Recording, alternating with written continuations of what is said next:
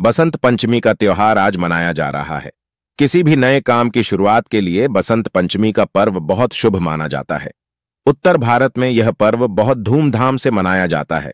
इस दिन से ही मौसम सुहाना हो जाता है और पेड़ पौधों में नए फल फूल आने लगते हैं। माघ शुक्ल पत्र की पंचमी तिथि को बसंत पंचमी का पर्व मनाया जा रहा है।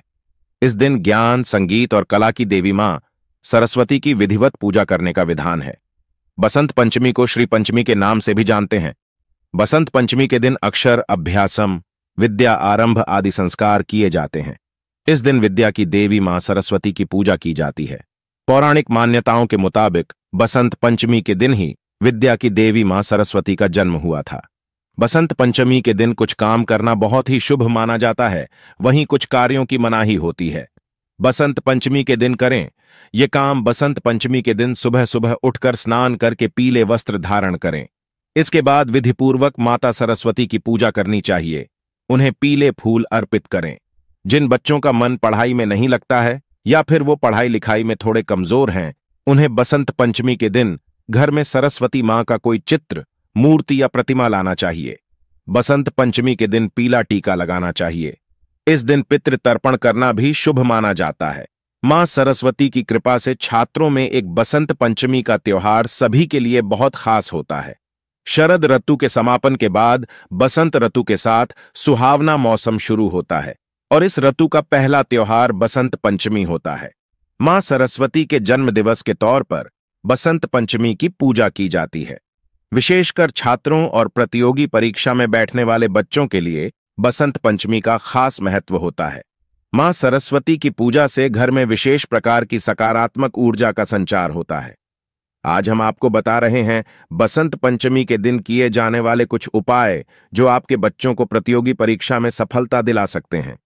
ज्योतिष शास्त्र के अनुसार अगर आपके बच्चे की कुंडली में बुध कमजोर है तो उसका मन फिर पढ़ाई में नहीं लगेगा और वह दिन प्रतिदिन कमजोर होता चला जाएगा।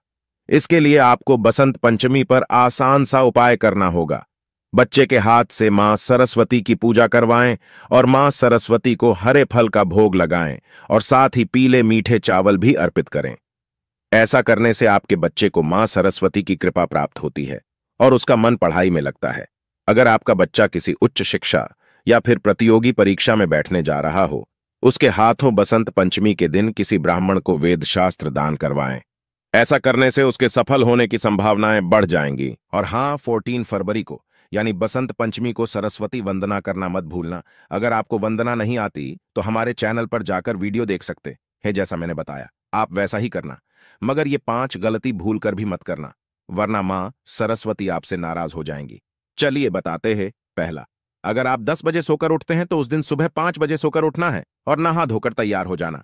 दूसरा, अगर आप पूजा पाठ नहीं करते तो आपको माताजी से एक बात बोलना ही, जिससे मां सरस्वती आपसे प्रसन्न हो जाएंगी। चलिए बताते हैं, मेरे साथ बोलिए।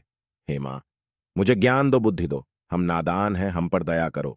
तीसरा, इस मंत्र का जप करना, हे विद्यारंभम करिष्यामि सिद्धिर्भवतु में सदा। चौथा, आपको पीले वस्त्र धारण कर मंदिर जाकर भगवान श्री गणेश की पूजा करना।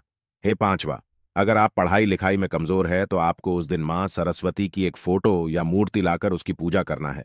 इससे मां आपके साथ रहेंगी